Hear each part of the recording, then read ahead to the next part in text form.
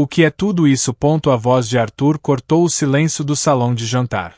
Helena se encolheu, o sorriso que ela vinha mantendo por uma hora vacilou. É o nosso aniversário, Arthur. 3 anos. Ele caminhou até a mesa, ignorando as velas e os pratos cuidadosamente arrumados.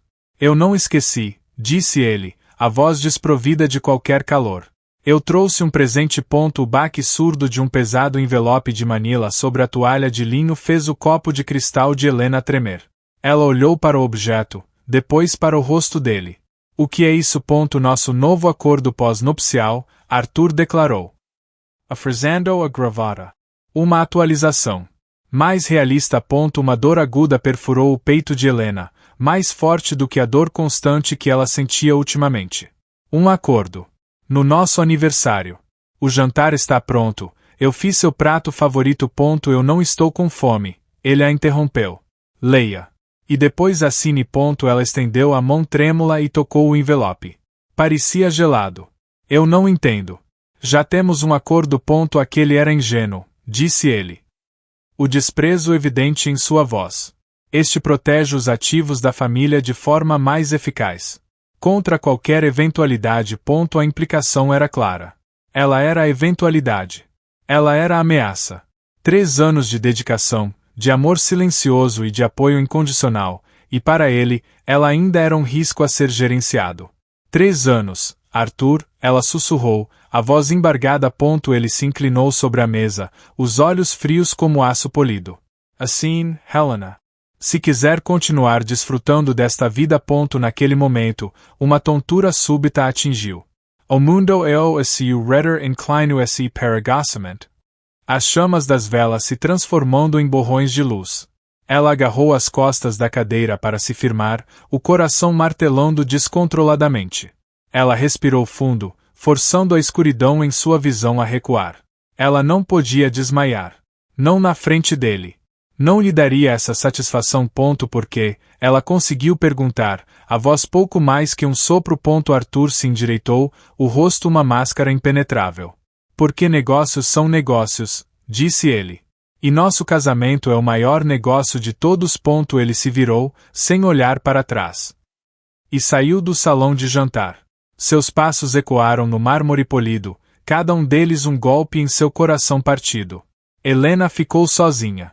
O cheiro do jantar que ela preparou com tanto cuidado agora parecia o cheiro de um funeral. Sua única companhia era o silêncio e o peso daquele papel sobre a mesa. Então é aqui que você se esconde. A voz de Beatriz Almeida era como o estalar de um chicote.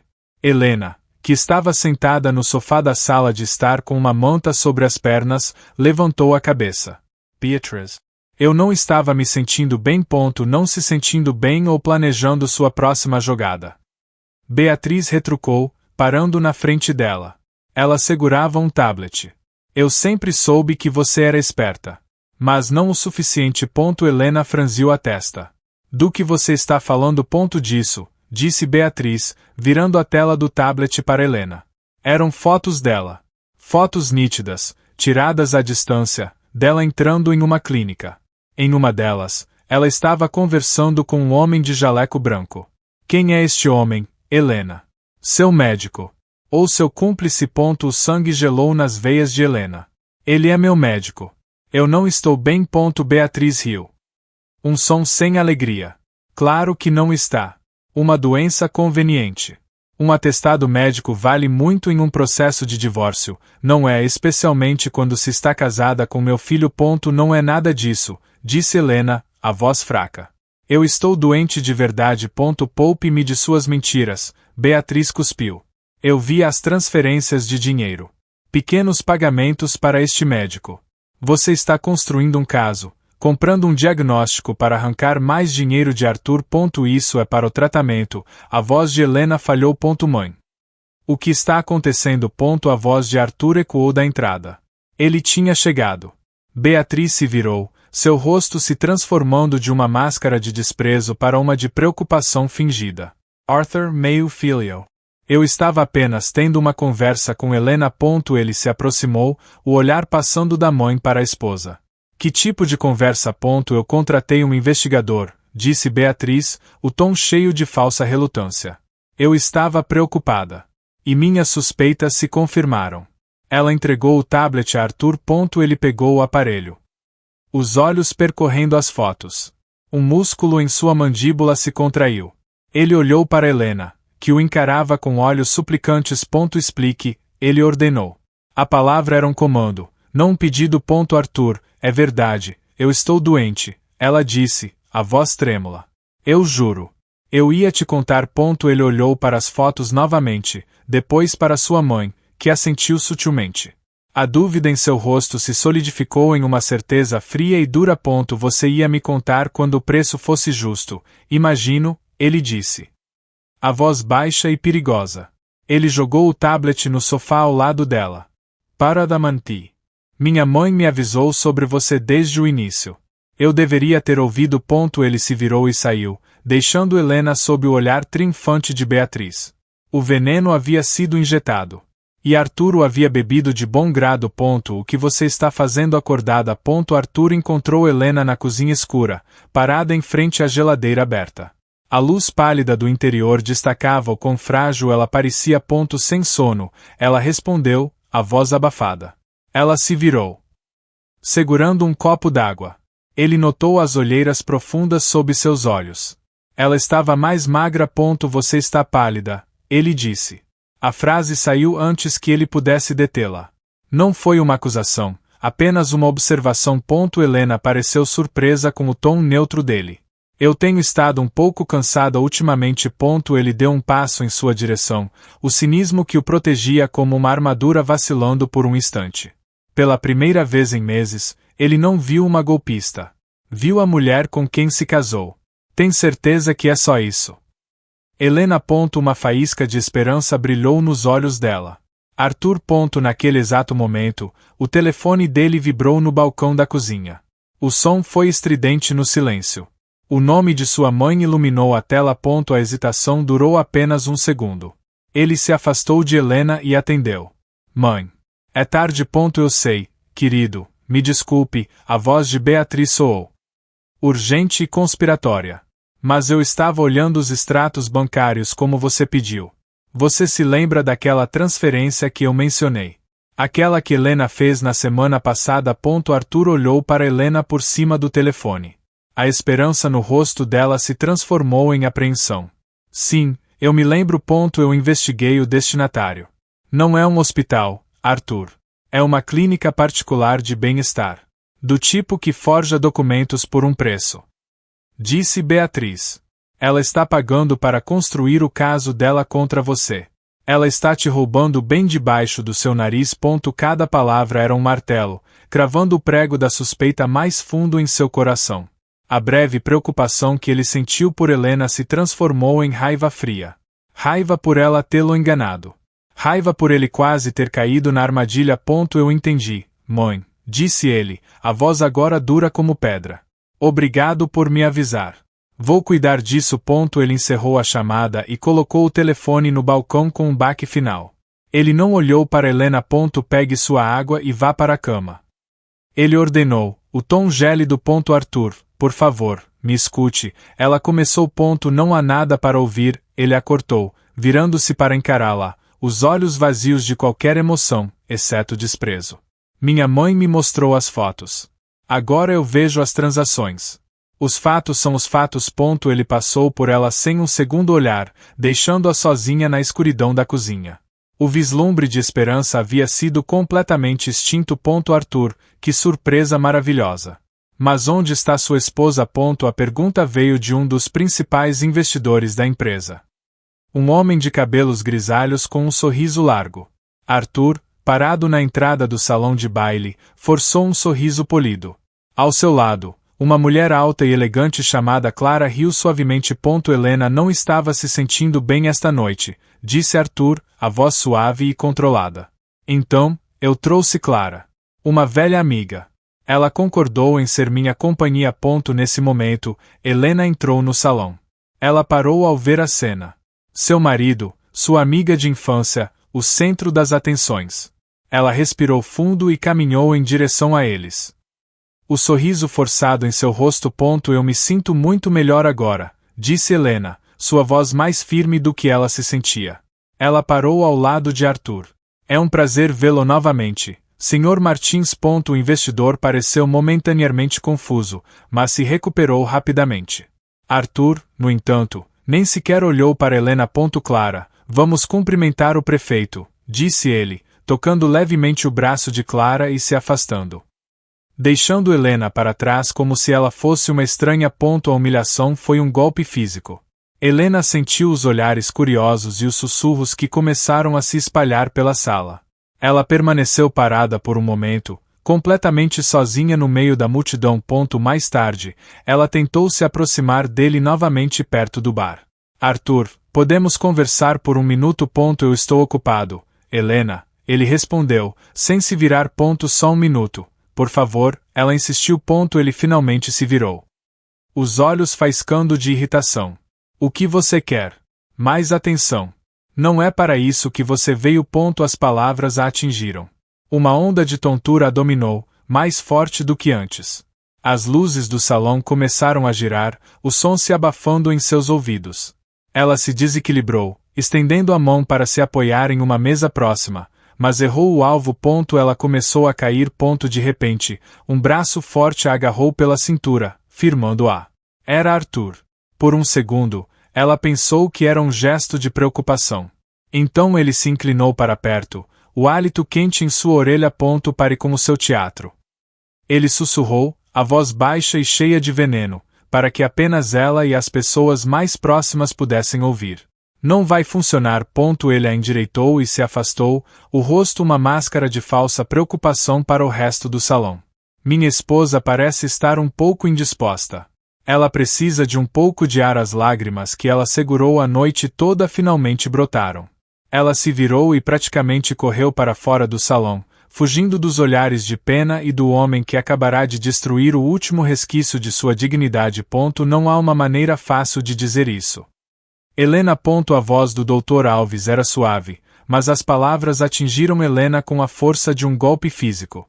Ela estava sentada na cadeira desconfortável do consultório, o cheiro de antisséptico enchendo seus pulmões. Apenas diga, ela respondeu, a voz surpreendentemente firme. Ele empurrou uma pasta sobre a mesa em direção a ela. Os tratamentos não estão funcionando. A doença progrediu mais rápido do que esperávamos. Estamos falando de meses, Helena. Talvez menos. Um silêncio pesado preencheu a sala. Meses. A palavra ecoou em sua mente. Desprovida de significado real. Era como ouvir uma previsão do tempo para um país distante. Eu entendo, ela disse finalmente. Doutor. Alves se inclinou para a frente, o rosto sério. Você precisa contar ao seu marido. Agora. Você não pode passar por isso sozinha. Não. A resposta dela foi imediata e inabalável. O médico franziu a testa. Helena, ele é seu marido. Ele tem o direito de saber. Ele pode te dar apoio, conforto. Helena soltou uma risada curta e amarga. Conforto. Doutor.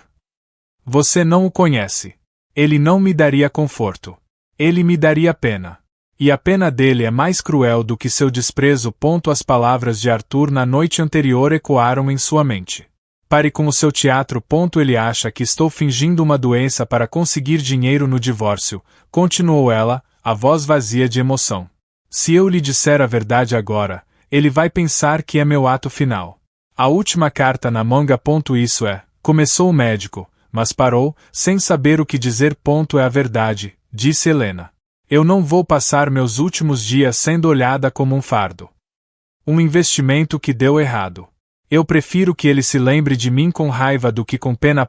Isso é uma escolha terrível, Helena, disse o médico, a voz carregada de preocupação. É a única escolha que me resta, ela respondeu, levantando-se. Obrigada por tudo, doutor. Ela saiu da clínica, deixando o médico para trás. O mundo lá fora parecia estranhamente normal. Pessoas riam, carros buzinavam. No caminho para casa, ela parou em uma pequena papelaria.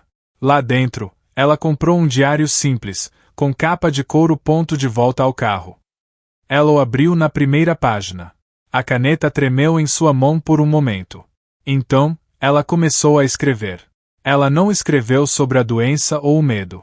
Ela escreveu sobre o dia em que conheceu Arthur, muito antes do dinheiro e da amargura. Era a única memória que ela queria manter pura. Este diário não seria para ele. Seria para ela. Seu único confidente. O único lugar onde a verdade poderia existir. O que você pensa que está fazendo? Beatriz estava parada na porta do closet, os braços cruzados. Helena se virou, surpresa, a mão ainda em uma caixa de veludo aberta sobre a cômoda. Dentro. O colar de diamantes da avó de Arthur brilhava sob a luz. Eu só estava olhando, disse Helena, a voz fraca. Olhando ou avaliando, Beatriz retrucou, entrando no closet. Seus olhos eram duros como lascas de gelo. Eu sei o que você está fazendo. Desesperada por dinheiro, agora que Arthur está de olho em você.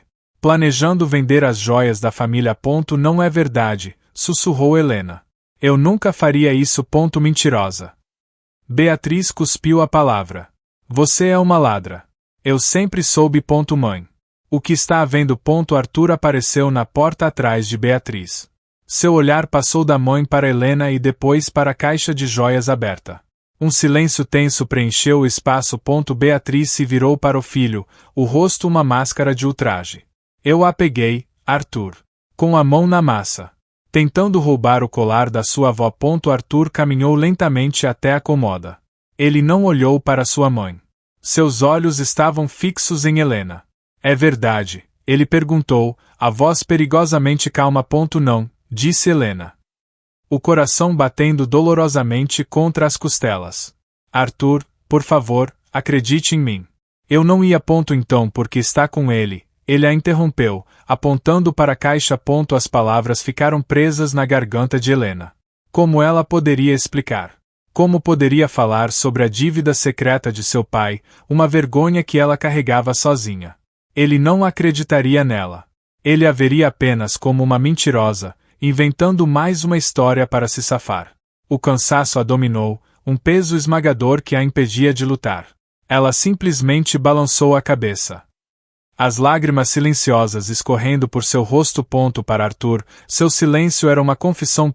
Eu te avisei, meu filho, disse Beatriz, a voz cheia de um triunfo sombrio. Arthur estendeu a mão e fechou a caixa de veludo com um clique seco e final. O som ecoou no quarto.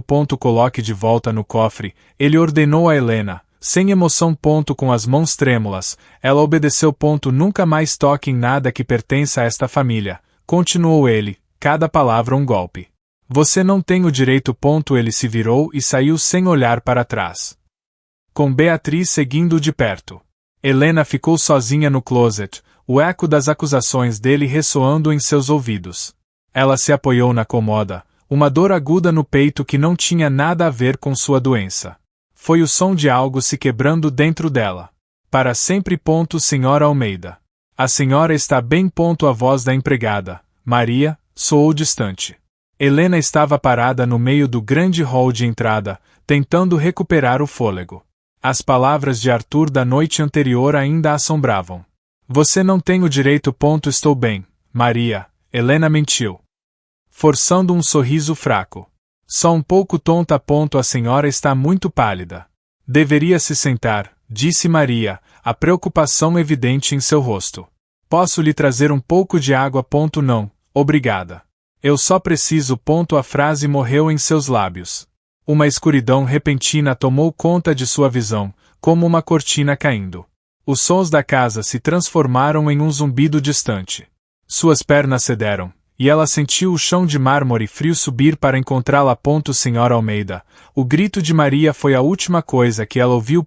Quando a consciência retornou em fragmentos.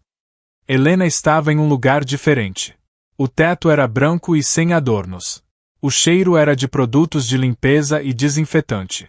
Hospital. Uma enfermeira se inclinou sobre ela. Bem-vinda de volta. Você nos deu um susto.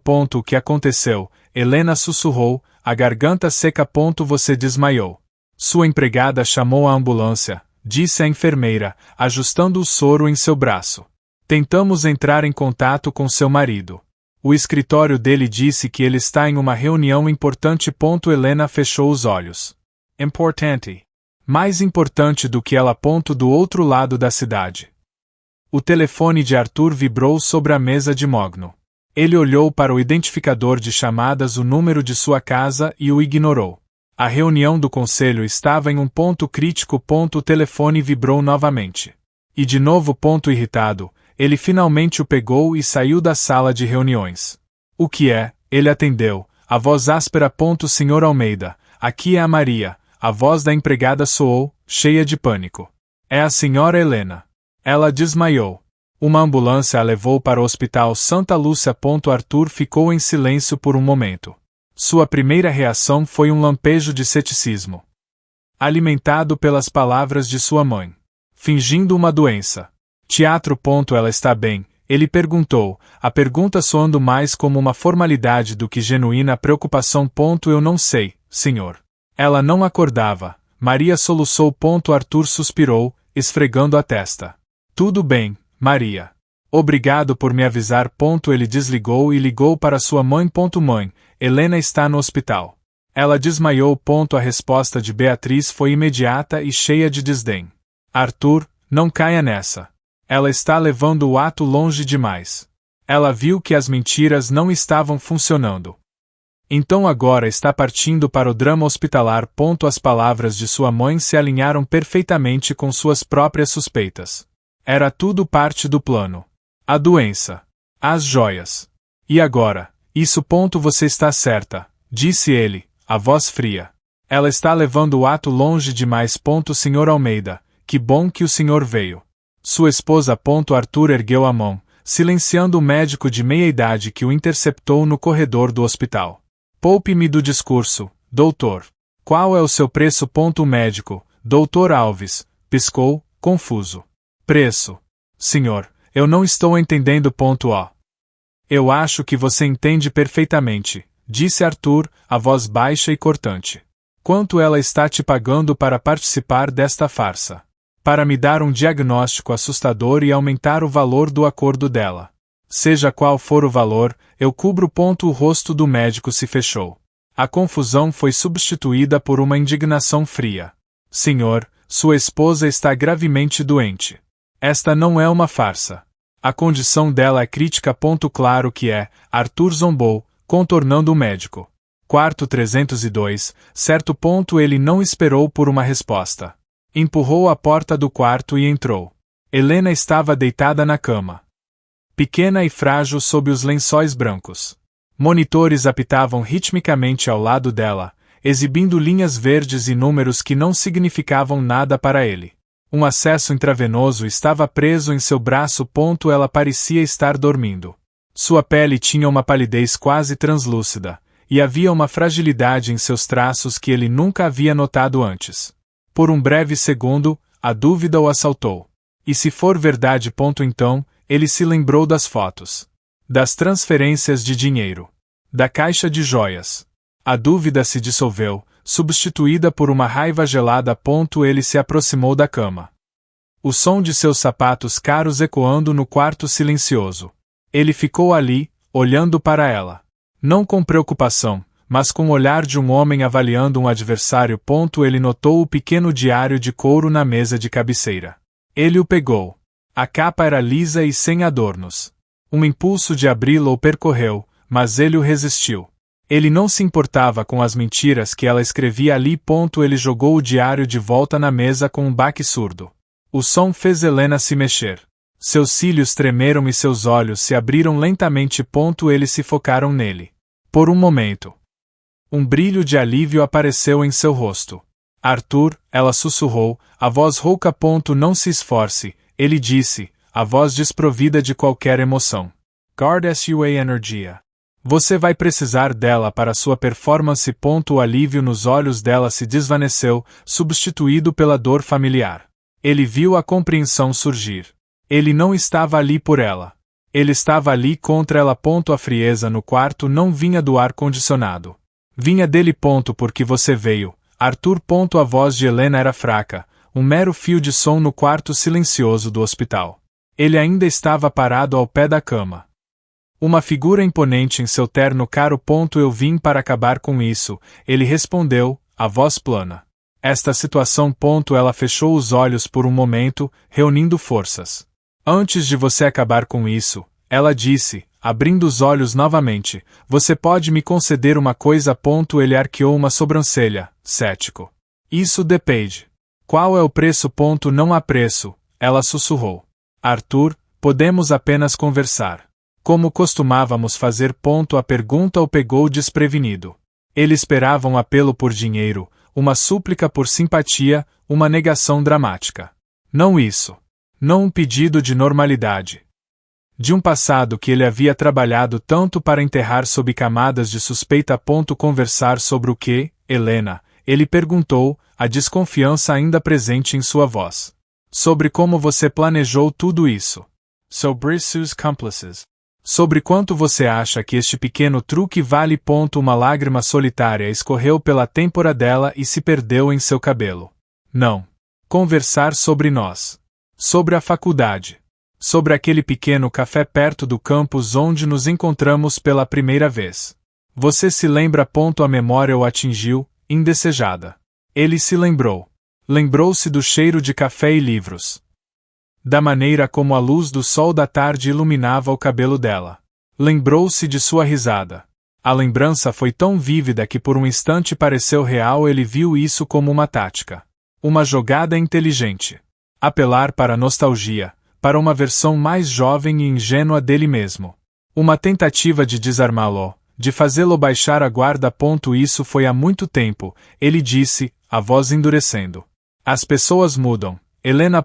Eu não mudei, ela insistiu, a voz ganhando um pingo de força. Meu amor por você não mudou. Seu amor pelo meu dinheiro, você quer dizer. Ele retrucou. A luz nos olhos dela se apagou. O último vestígio de esperança se foi. Ela virou o rosto para a janela, olhando para o céu cinzento lá fora.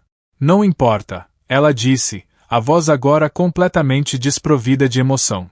Foi um pedido tolo. O silêncio que se seguiu foi mais pesado do que qualquer palavra. Ele sentiu um desconforto estranho, uma pontada de algo que ele não conseguia identificar. Era a irritação de uma negociação que não estava indo como planejado. Se é só isso, ele começou. Sim, ela o interrompeu, sem olhar para ele. É só isso. O pedido dela. Tão simples e tão complexo, pairava no ar entre eles. Ele o interpretou como fraqueza. Como um último e patético gambito. Ele não percebeu que era uma despedida. Eu sabia que a encontraria aqui, parecendo tão lamentável. A porta do quarto se abriu com um clique, e Beatriz Almeida entrou, seguida por um homem de terno carregando uma pasta de couro. Arthur se virou, surpreso. Mãe. O que você está fazendo aqui? Garantindo que você não amoleça, querido, disse Beatriz, seus olhos passando por Helena com desdém. Eu trouxe o Sr. Bastos. Nosso advogado. Helena observou a cena da cama. O coração afundando. O advogado. Agora tudo fazia sentido. Olá, Helena, disse Beatriz, aproximando-se da cama com um sorriso frio. Bela atuação.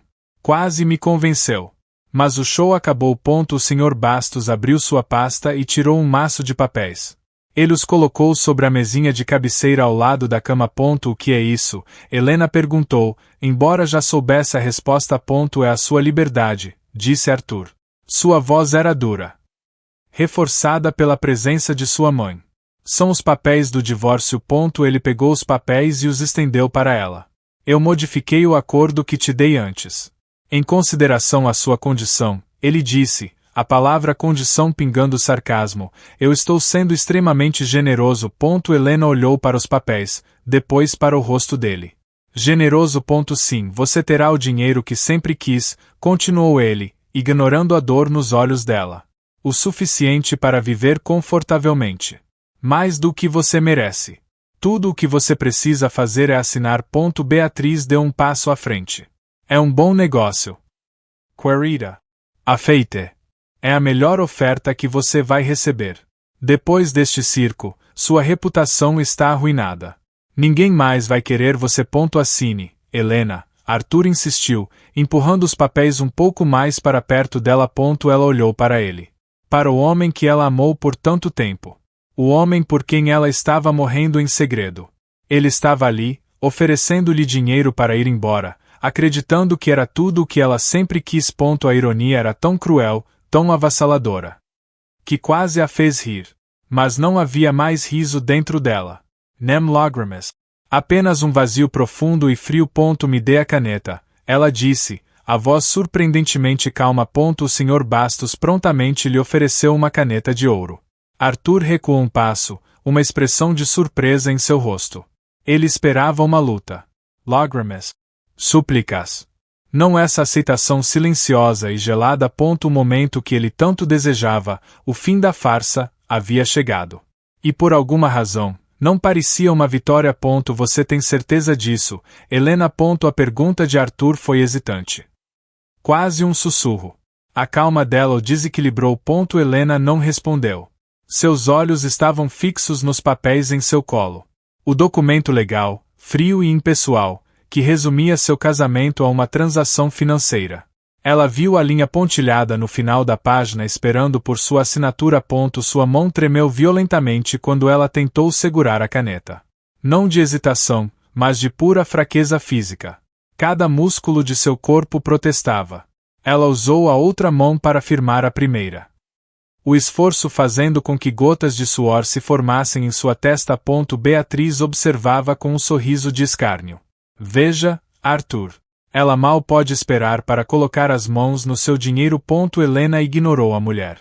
Ela olhou para a linha uma última vez, depois para o rosto de Arthur. O amor que ela sentiu por ele por tanto tempo ainda estava lá, enterrado sob camadas de dor e decepção. Mas agora, era uma brasa moribunda, não uma chama. E com essa assinatura, ela apagaria para sempre. Com uma determinação que veio de um lugar profundo dentro dela. Ela pressionou a ponta da caneta no papel. A tinta preta fluiu, formando seu nome.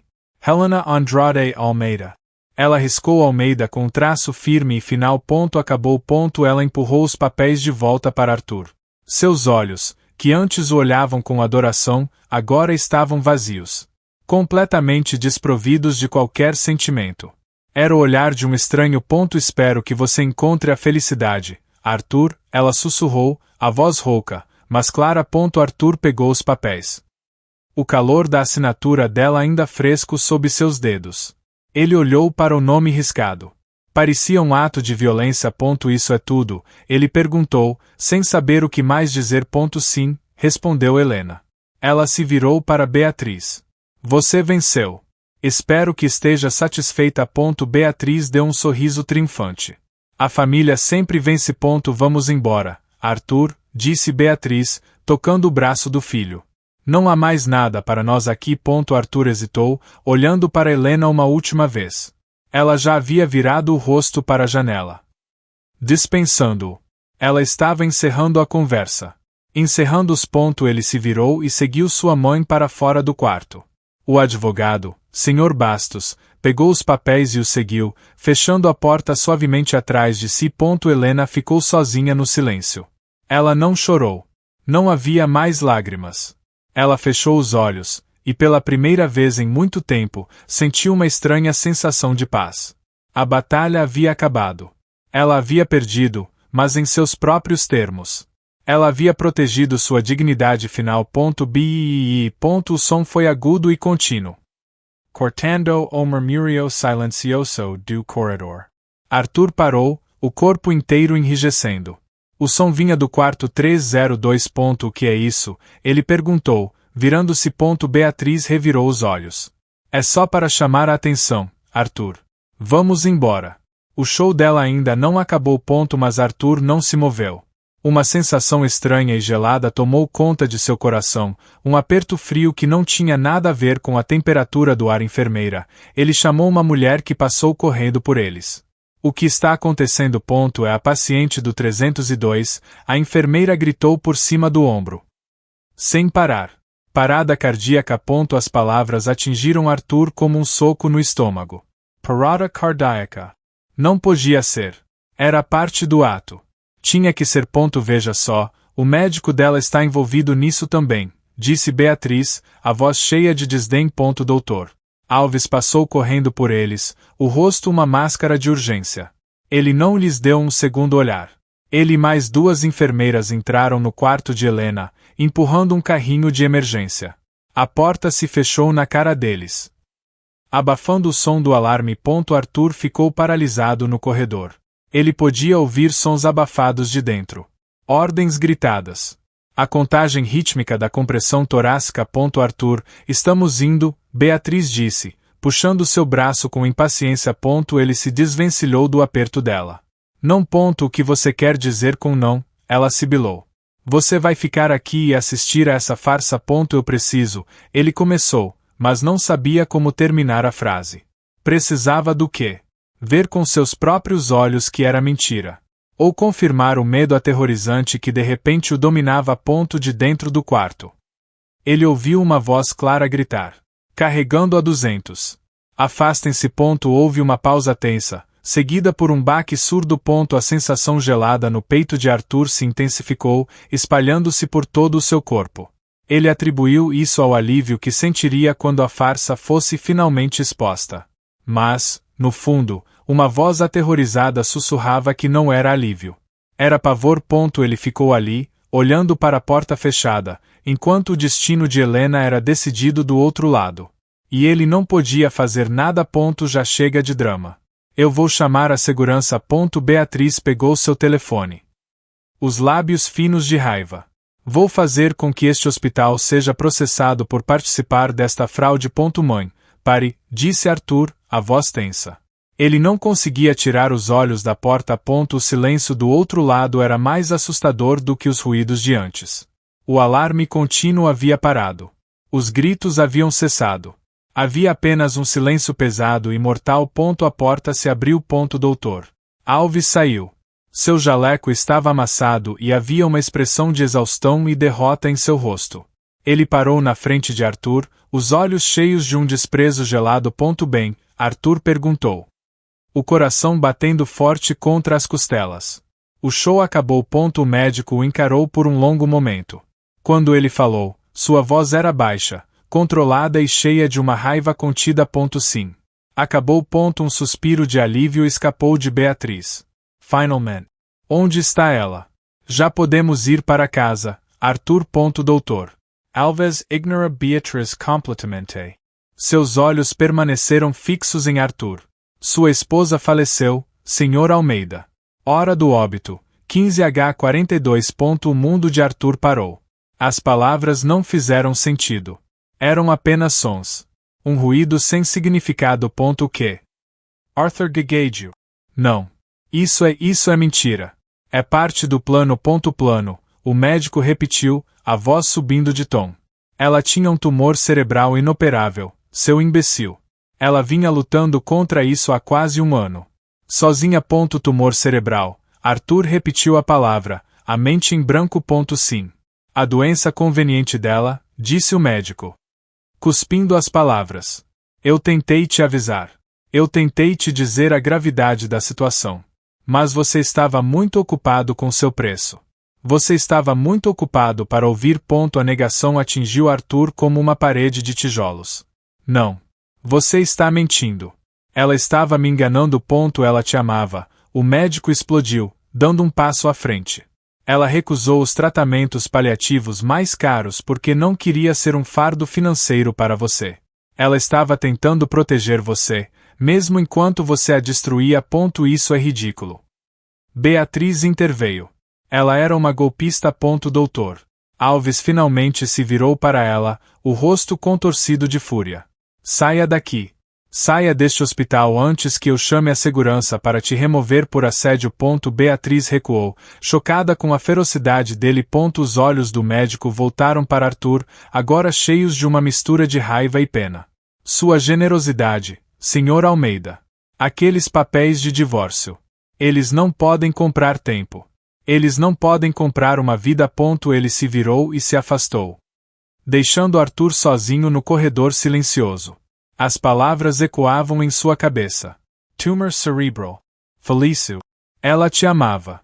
A realidade começou a penetrar, afiada e brutal, despedaçando o mundo que ele havia construído sobre uma base de mentiras. Arthur. Arthur, você está me ouvindo? A voz de Beatriz era estridente, perfurando a névoa que havia envolvido a mente de Arthur. Ele ainda estava parado no mesmo lugar, olhando para a porta fechada do quarto 302.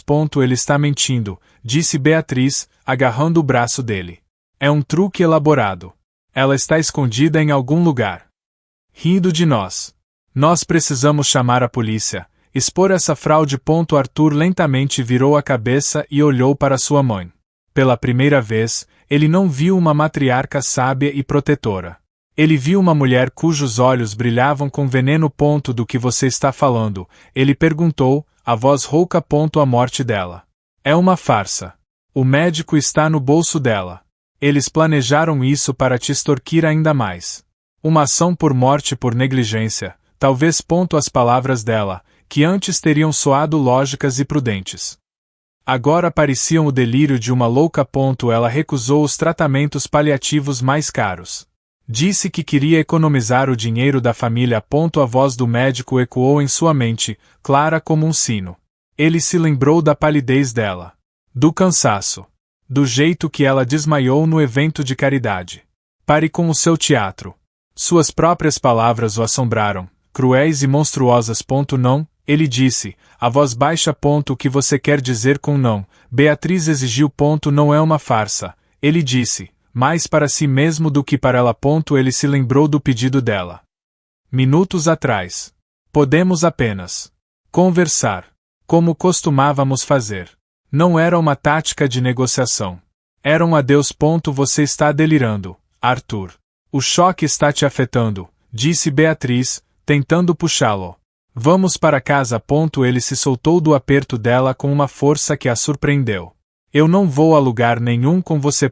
A acusação silenciosa em seus olhos a fez recuar. Arthur. Vá para casa, mãe, ele disse, a voz vazia de qualquer emoção. Ele se virou e começou a andar pelo corredor, afastando-se dela. Ele não sabia para onde estava indo. Ele apenas precisava se mover. Fugir das palavras, das memórias, do rosto de sua mãe. Cada passo era pesado. Cada lembrança de sua crueldade era um golpe físico. A humilhação no jantar de aniversário. A acusação sobre as joias. As palavras venenosas que ele sussurrou para ela. Ela te amava. A verdade simples e devastadora o atingiu com força total.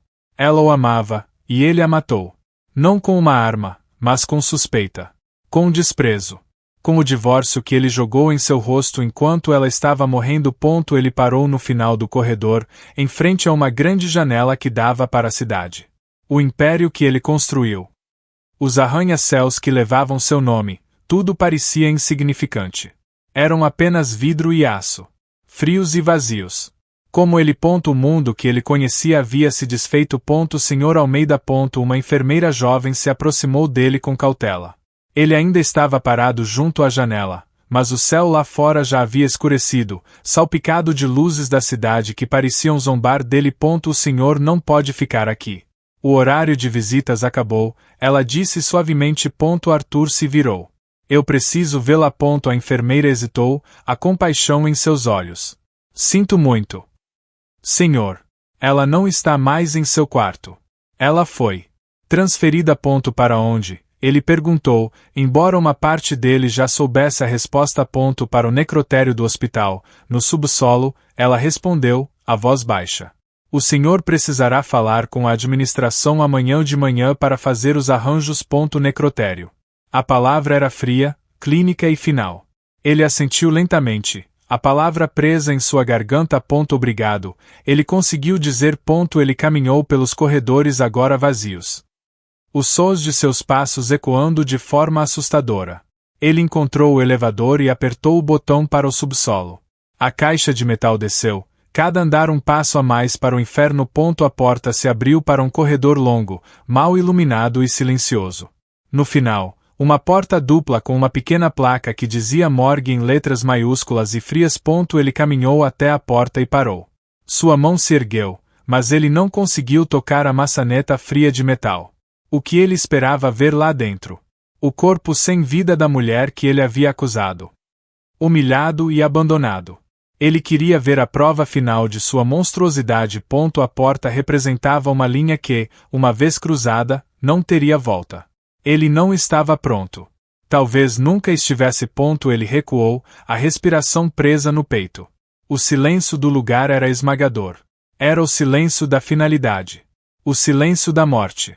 A mulher que ele jurou proteger, a mulher cujo único crime foi amá-lo, estava deitada em uma laje fria atrás daquela porta. Sozinha. Ele se virou e praticamente correu de volta para o elevador. Como se fugir do local pudesse fazê-lo fugir da verdade. De volta ao saguão principal, o mundo parecia se mover em câmera lenta. Pessoas conversavam, telefones tocavam, mas para Arthur, tudo era um ruído distante e abafado. O mundo inteiro havia se tornado silencioso e cinza. Ele saiu para a noite fria, o império que ele construiu esperando por ele. Mas nada daquilo importava. A riqueza, o poder. O nome Almeida. Tudo cinzas em sua boca. Ele havia vencido. Ele conseguiu o divórcio. Ele protegeu sua fortuna. Ele havia perdido tudo. Senhor. Uma entrega para o senhor. Arthur olhou para Maria, a empregada, sem entender. Ele não havia saído do escritório de casa por 3 dias. A comida intocada se acumulava do lado de fora da porta. O mundo exterior havia deixado de existir. O que é? Ele perguntou, a voz rouca pelo desuso. Do hospital, disse Maria. Hesitant. Ela colocou uma pequena caixa de papelão sobre a mesa dele. São os pertences da senhora Helena. Do quarto dela. Arthur encarou a caixa. Tinha seu nome escrito em letras de forma simples e burocráticas. Por um longo momento, ele não a tocou. Parecia radioativa, um artefato de uma vida que ele havia destruído. Deixe-me sozinho, Maria, ele disse, sem desviar os olhos da caixa. Senhor, o senhor precisa comer. Saia, ele rugiu, e a mulher recuou, assustada, fechando a porta atrás de si. Sozinho novamente. O silêncio do escritório pareceu amplificar o som de seu próprio coração batendo. Suas mãos tremiam quando ele finalmente estendeu a mão e puxou a caixa para perto. Ele a abriu. No topo, havia um livro de bolso com a capa gasta. Um romance que ele se lembrava de tê-la visto lendo. Abaixo, um pente simples e um tubo de protetor labial. Itens triviais, mundanos. Facas em seu coração. E então, ele o viu. Aninhado no fundo, estava o diário de couro. O mesmo que ele havia pegado e jogado com desprezo na mesa de cabeceira do hospital. Uma premonição terrível o invadiu. Um frio que não tinha nada a ver com a temperatura da sala. A verdade. Ele sabia, com uma certeza aterrorizante, que a verdade estava ali, encadernada em couro barato. Ele o pegou. O diário parecia pesado em suas mãos, pesado com o peso de palavras não ditas e segredos guardados. Ele podia jogá-lo fora. Queimá-lo. Fingir que nunca o viu. Poderia tentar viver na ignorância. Assombrado apenas pelo que já sabia. Seria mais fácil. Mas ele não conseguiu. Ele precisava saber. Precisava conhecer a extensão total de sua falha. Ele merecia a dor que aquelas páginas continham. Era sua penitência. Com os dedos trêmulos, ele abriu a capa. A caligrafia de Helena, elegante e familiar, preenchia a primeira página. Ele começou a ler. E o mundo que ele pensava já ter se desfeito, começou a se quebrar de novo, em pedaços ainda menores. Arthur ajustou a lâmpada da mesa. A luz forte caindo sobre a página aberta. A primeira entrada tinha uma data de quase um ano atrás. 15 de junho. Hoje eu o vi no jardim. Ele não me viu. Ele estava no telefone, falando sobre alguma fusão, gesticulando com a paixão que ele reserva apenas para os negócios. Por um momento, ele franziu a testa exatamente como fazia na faculdade quando estava frustrado com um problema de cálculo. E por esse breve momento, ele não era Arthur Almeida, o CEO. Ele era apenas Arthur, o garoto que derramou café em mim na biblioteca e ficou tão envergonhado que me comprou 5 livros para se desculpar. Um soluço seco escapou dos lábios de Arthur. Ele se lembrava daquele dia.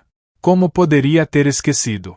Ele havia enterrado aquela memória, junto com tantas outras, sob o peso de sua riqueza e cinismo. Ele continuou a ler. A caligrafia dela o guiando de volta no tempo. 22 de junho. Beatriz me disse hoje que eu deveria ser mais grata pela vida que Arthur me deu. Ela não entende. Eu não me apaixonei pela vida que ele poderia me dar.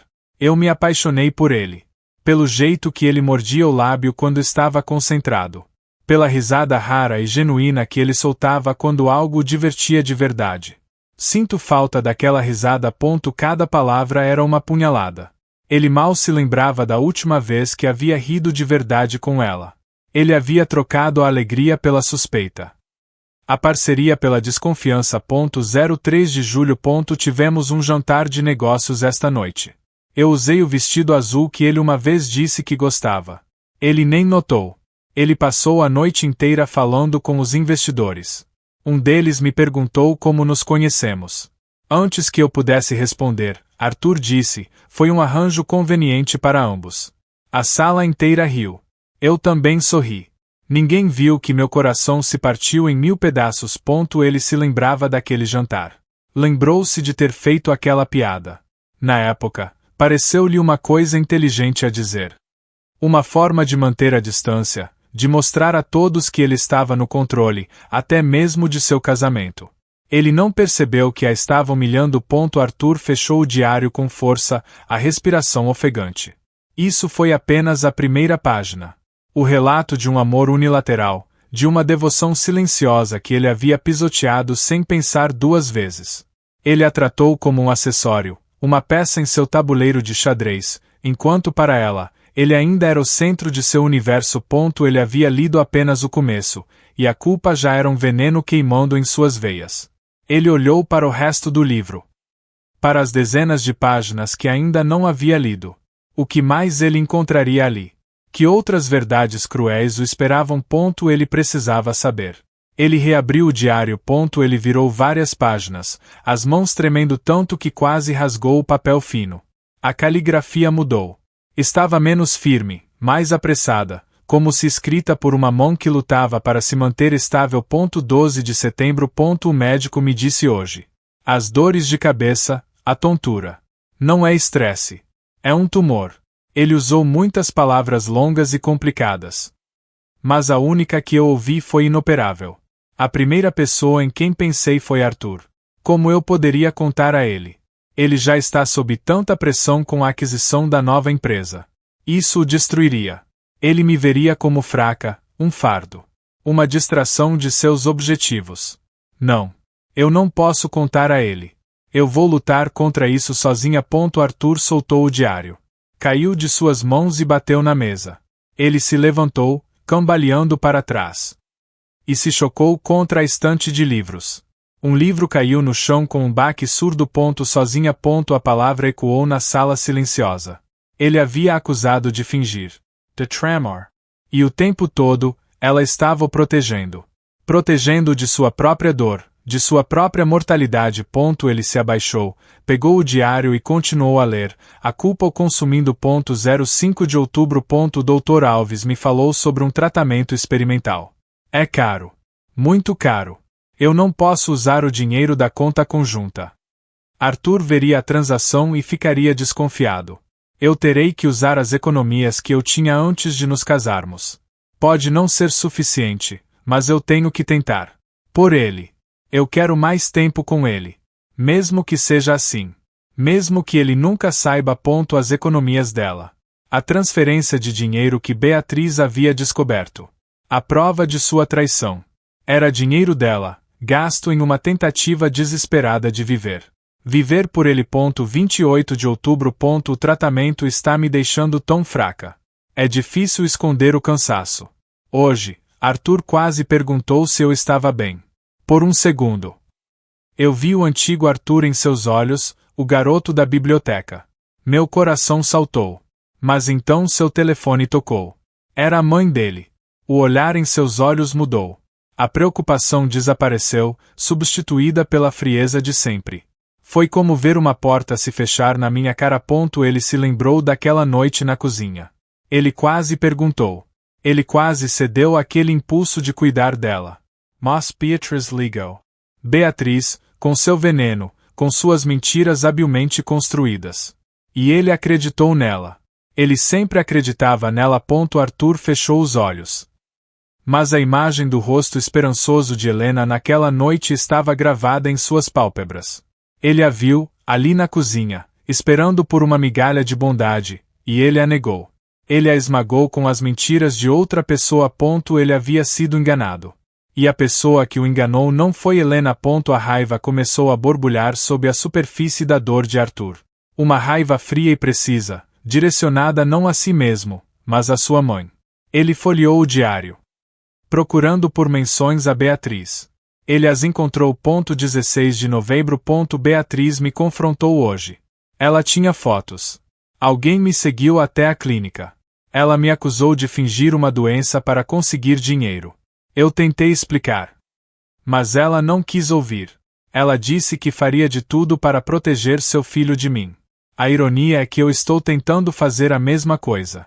Proteger o filho dela. De mim. Da minha doença. As fotos. O investigator particular. Não foi uma preocupação materna. Foi um ataque calculado. Beatriz não estava tentando proteger seu filho. Ela estava tentando se livrar de sua nora. Arthur sentiu o gosto amargo da bile na garganta. Ele continuou a ler. O coração martelando contra as costelas. Ele encontrou a entrada sobre o colar de diamantes. 02 de dezembro.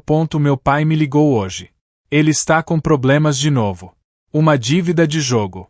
Ele estava chorando ao telefone, dizendo que os agiotas iriam machucá-lo. Ele me implorou por ajuda.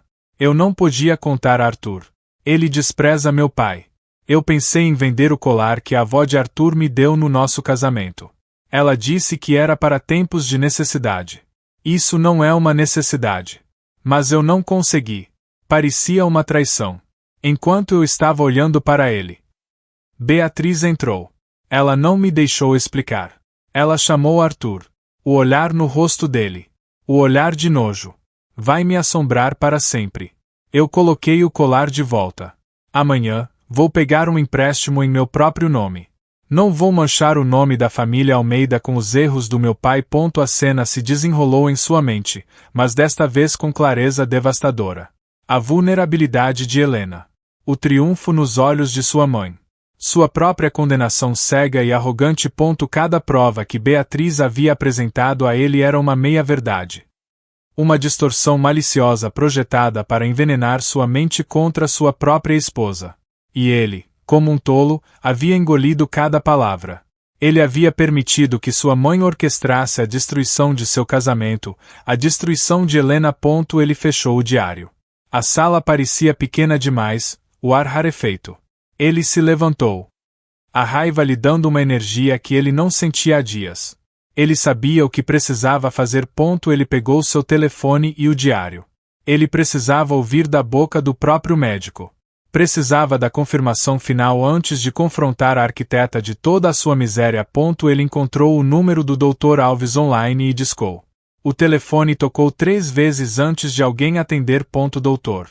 Alves falando. Aqui Arthur Almeida, disse Arthur, a voz tensa. Nós precisamos conversar. Agora. Eu não tenho nada a dizer para você. Senhor Almeida. A voz do Dr. Alves ao telefone era gélida. Você tem 5 minutos para me encontrar no seu consultório, ou eu vou comprar o hospital inteiro e transformá-lo em um estacionamento. Arthur retrucou, a voz baixa e perigosa. Eu estou a caminho. Ele desligou antes que o médico pudesse responder. 20 minutos depois, Arthur invadiu o consultório vazio. Dr. Alves estava sentado atrás de sua mesa, o rosto impassível. Isso é realmente necessário? O médico perguntou, o desprezo evidente em seu tom. Sim. Disse Arthur. Ele jogou o diário na mesa entre eles. Eu li. Agora eu quero ouvir de você. Tudo. O médico olhou para o diário, e seu rosto se suavizou por um instante. Ele suspirou, um som pesado e cansado. O que você quer saber? Que ela era a paciente mais corajosa que eu já tive. Que ela se recusou a deixá-lo saber porque estava mais preocupada com a sua paz de espírito do que com a própria vida dela. As transferências de dinheiro, Arthur disse, a voz rouca. Para o tratamento experimental. Sim, confirmou o médico. Era a única opção dela. Uma chance em 1 milhão. Mas ela queria tentar. Ela pagou com seu próprio dinheiro até o último centavo. Eu me ofereci para tratar dela de graça quando os fundos acabaram, mas ela recusou. O orgulho dela não permitia. Arthur sentiu outro pedaço de seu coração se quebrar. Eu tenho os e-mails, se você quiser ver, continuou o médico, abrindo seu laptop. Aqui. Ele virou a tela. Arthur S. Inclineu e Lou. E-mails de Helena, recusando educadamente ofertas de ajuda financeira, pedindo discrição absoluta. Ele não pode saber, doutor. Por favor. Isso quebraria. Ela estava me protegendo, Arthur sussurrou. A compreensão atingindo com força total. Ela te amava, disse o médico, a voz agora cheia de uma raiva fria. Ela te amava mais do que a própria vida. E você a chamou de mentirosa. Você a humilhou. Você jogou papéis de divórcio na cara dela enquanto ela estava morrendo. Cada palavra era um soco. Arthur recuou, como se tivesse sido fisicamente atingido. Você quer saber a verdade, Sr. Almeida? O médico se levantou, a voz tremendo de emoção contida. O tumor a estava matando lentamente. Mas você a matou com suas palavras. O coração dela desistiu. Você quebrou o espírito dela. E o corpo a seguiu. Arthur não tinha resposta. Não havia defesa. Ele era culpado de tudo. Agora, se me dá licença, disse o médico, apontando para a porta. Saia do meu consultório. Eu já perdi tempo demais com você. Arthur se virou e saiu, atordoado. As palavras do médico ecoaram em sua mente. Você a matou. Não era uma metáfora. Era um fato. Um fato com o qual ele teria que viver para sempre. Sr. Almeida, por favor, atenda ao telefone. A diretoria está em uma chamada de emergência. As ações caíram 6%. A voz de sua assistente, abafada pela pesada porta de carvalho do escritório, era histérica. Arthur não respondeu. Ele estava sentado em sua cadeira de couro, a sala mergulhada na penumbra, iluminada apenas pela lâmpada da mesa. Garrafas vazias e pratos de comida intocada se amontoavam ao seu redor. Na sua frente, aberto, estava o diário. Ele o lia incessantemente, dia e noite. Ele não estava mais absorvendo novas informações.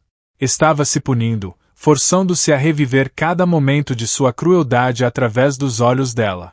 Ele passava os dedos sobre a caligrafia dela. Como se pudesse de alguma forma sentir sua presença através do papel. Eu usei o vestido azul que ele uma vez disse que gostava. Ele leu em voz alta para a sala vazia. A voz um sussurro rouco. Ele se virou para a cadeira vazia ao lado da sua. Você usou, não foi? Ele perguntou ao fantasma de Helena. Eu não notei. Me desculpe. Helena, você pode me ouvir? Me desculpe. O silêncio foi sua única resposta. O telefone em sua mesa tocou, estridente e insistente. Ele o arrancou da parede e o jogou contra a estante de livros, onde ele se espatifou em um silêncio abençoado. Seu império estava ruindo, e ele não se importava. O dinheiro, as reuniões, as ações, tudo era pó. A única coisa real era a dor e as palavras naquele diário. Ele se levantou e começou a andar pelo escritório, o livro ainda em suas mãos. Por que você não me contou? Ele perguntou ao ar. Por que você me protegeu? Eu não merecia sua proteção. Ele parou em frente à janela, olhando para a cidade que ele havia conquistado. Eu te chamei de mentirosa. Ele confessou para seu reflexo. Eu te humilhei na frente de todos. E você? Você estava morrendo. Um soluço rasgou, um som gutural de pura agonia. Ele caiu de joelhos, o diário pressionado contra o peito. Grite comigo, ele implorou para o quarto silencioso. Me ouve. Me assombro. Apenas. Não fique em silêncio. Mas o silêncio era sua punição. O silêncio era o eco de sua própria falha. Ele não era mais Arthur Almeida, o titã da indústria. Ele era um homem assombrado, trancado em um mausoléu que ele mesmo construiu. Seu único companheiro, o fantasma de um amor que ele destruiu. Ele ficou ali, no chão, por horas. Adoro lavo o quebro e lentamente o transforma. Quando a primeira luz da aurora entrou pela janela, a dor não havia desaparecido. Mas algo mais havia tomado seu lugar ao lado dela. Uma fúria fria e calculista. Arthur. Graças a Deus. Eu estava tão preocupada. Você não atende minhas ligações. A empresa está um caos. Beatriz encontrou Arthur na sala de estar de sua mansão. Ele estava parado no meio da sala, recém-saído do banho e barbeado, vestindo um terno impecável. Mas seus olhos eram os de um estranho. Frios, vazios e perigosos. Em sua mão, ele segurava o diário de Helena. Nós não terminamos nossa conversa, disse ele, a voz desprovida de qualquer calor filial. Que conversa? Beatriz perguntou, a ansiedade começando a roer sua compostura. A do hospital, ele respondeu. Onde você me disse que a morte dela era uma farsa. Beatriz engoliu em seco. Arthur, eu só estava tentando te proteger. Aquela mulher.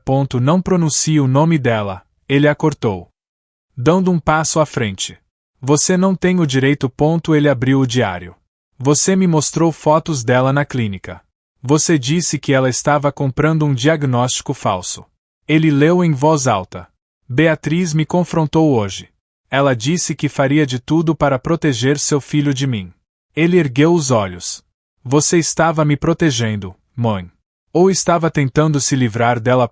Isso são apenas as palavras delirantes dela, Beatriz retrucou, a voz um pouco estridente. Arthur continuou, virando uma página.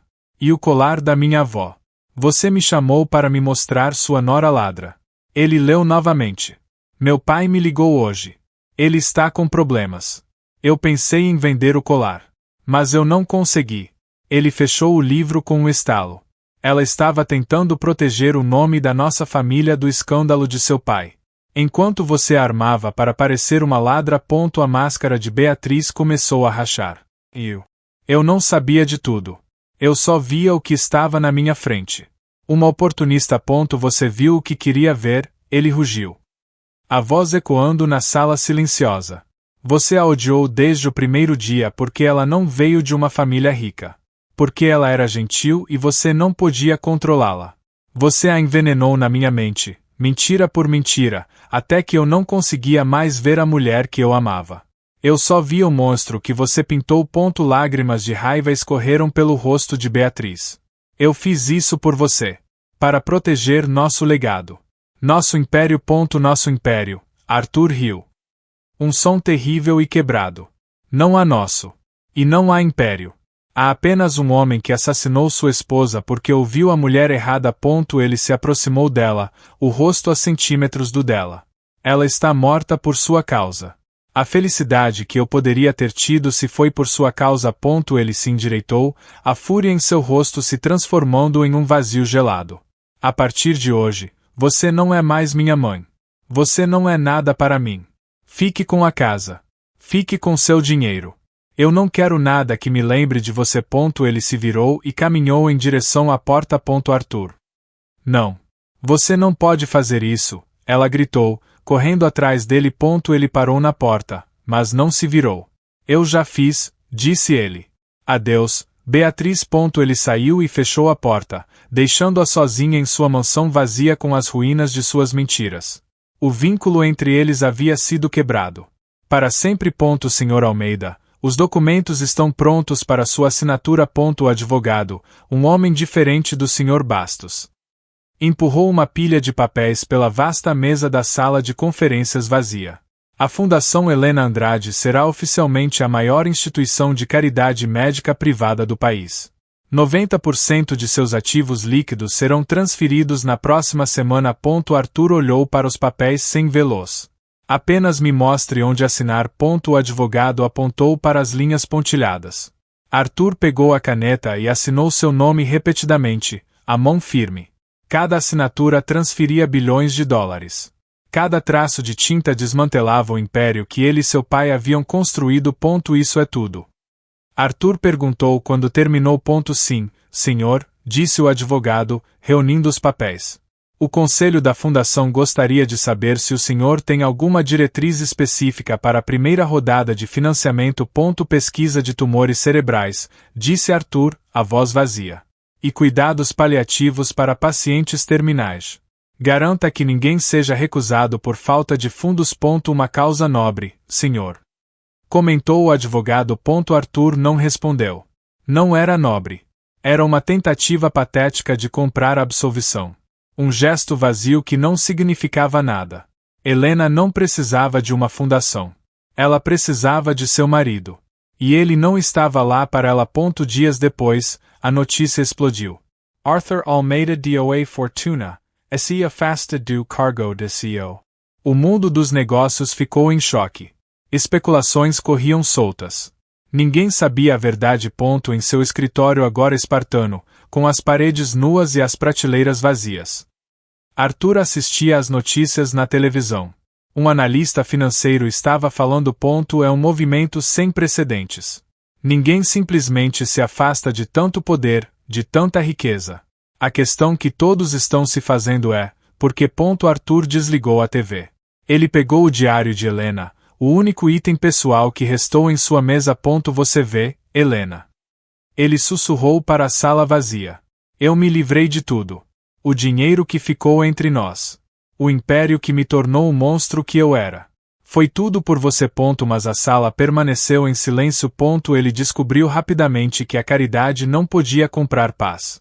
Cada anúncio sobre as boas obras da fundação, cada artigo elogiando sua generosidade, era apenas um lembrete de quão impotente seu dinheiro havia sido. Ele podia financiar 1000 curas, salvar 10.000 vidas. Mas não podia voltar no tempo e segurar a mão de sua esposa. Ele não podia comprar de volta um único segundo de sua vida.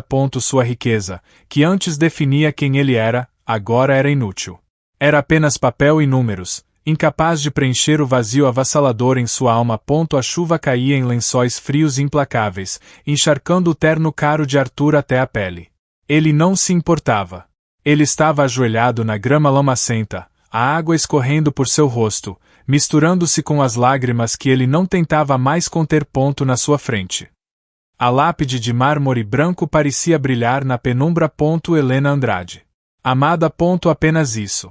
Sam Almeida. Sem menção a ele. Foi um pedido que ela deixou com seu advogado antes de morrer. Um corte final e silencioso. Em suas mãos, ele segurava o diário. Estava aberto, as páginas encharcadas e a tinta borrando, tornando as palavras ilegíveis. Mas ele não precisava lê-las. Cada frase estava gravada em sua alma. Eu estou aqui, Helena, ele sussurrou, a voz quebrada. A chuva abafou o som, tornando um segredo entre ele e a pedra fria. Eu sei de tudo. Eu li suas palavras. Ele estendeu a mão trêmula e tocou as letras gravadas de seu nome. A pedra estava gelada, sem vida. Você estava me protegendo, ele soluçou, o corpo inteiro tremendo. Você estava morrendo, e estava me protegendo da verdade. E eu te chamei de mentirosa. Eu te humilhei. O vento uivou entre as árvores, o único som além de seus soluços e da chuva incessante. Eu trocaria tudo, ele disse, pressionando a testa contra a lápide fria. Cada centavo. A fundação. O nome. Tudo. Apenas por mais um segundo. Um segundo para te dizer que eu estava errado. Para te implorar por perdão. Mas não haveria perdão. Não para ele. Ele ficou ali por horas, a chuva nunca parando, a escuridão envolvendo o cemitério. Ele não era mais um CEO. Não era mais um Almeida. Ele era apenas um homem ajoelhado na chuva, agarrado a um livro em ruínas, falando com uma memória. Ele se lembrou da última coisa que ela lhe disse, a voz fraca no quarto do hospital. Espero que você encontre a felicidade. Arthur. A crueldade final era que ele nunca a encontraria. Ele sabia disso.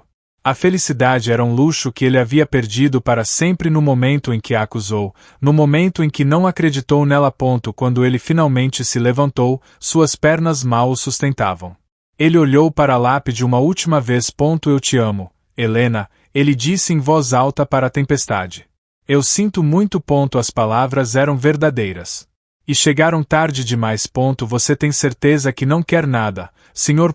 A nova governanta, uma mulher gentil de meia-idade, perguntou da porta do escritório. Uma xícara de chá, talvez. Arthur estava sentado na escuridão, olhando pela janela para a noite que caía.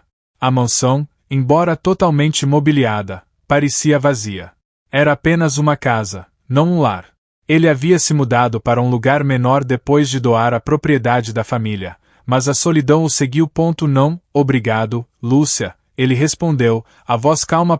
Como o senhor desejar, disse ela, retirando-se silenciosamente. Anos haviam se passado.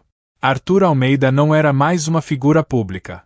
O titã implacável dos negócios havia desaparecido, substituído por um recluso silencioso. Ele envelheceu. Havia prata em seu cabelo e linhas de uma tristeza permanente gravadas em seu rosto. Ele não buscou a morte. Isso seria fácil demais, uma fuga que ele não merecia. Em vez disso, ele escolheu viver. Viver com o que havia feito. Seu único ritual diário acontecia todas as noites. Ele se sentava em sua cadeira, pegava o diário de Helena da gaveta trancada de sua mesa e o lia. As páginas estavam gastas e frágeis de tanto manuseio. As palavras borradas pela chuva daquele dia no cemitério ainda visíveis. Ele não lia mais para descobrir. Ele lia para lembrar. Ele lia sobre o amor dela, um amor que ele não merecia. Ele lia sobre a coragem dela, uma coragem que ele nunca possuiu. Ele lia sobre a dor dela, uma dor que ele havia infligido. Você se lembra daquele pequeno café perto do campus? Ele sussurrou para a sala vazia. Como fazia todas as noites. A pergunta era sempre a mesma. A resposta era sempre o silêncio. Sua punição não foi a pobreza. Ele tinha o suficiente para viver confortavelmente. Não foi a morte. Foi a vida. Uma vida inteira para lembrar. Uma vida para contemplar o e se. E se ele tivesse notado o vestido azul? E se ele tivesse perguntado se ela estava bem naquela noite na cozinha? E se ele tivesse acreditado nela? Ele nunca se casou novamente. Nunca se permitiu a companhia de outra pessoa. Ele não merecia. Ele era um fantasma em sua própria vida, assombrado não por Helena, mas pela ausência dela. O legado dele não eram os prédios ou as fundações que levavam seu nome. Seu legado era o arrependimento. Ele fechou o diário e o colocou de volta na gaveta, trancando-o com cuidado. A culpa era sua eterna companheira, um lembrete constante do amor que ele destruiu e da felicidade que nunca poderia recuperar. E assim seria, noite após noite, até o fim de seus dias. O protagonista masculino vive o resto de sua vida em completo isolamento e arrependimento. Sua fortuna se foi, sua família o abandonou. E ele é deixado apenas com as memórias de sua crueldade. Ele nunca encontra a paz ou o perdão, cumprindo a punição final de viver para sempre com a dor que causou, proporcionando ao leitor uma sensação sombria de justiça e satisfação.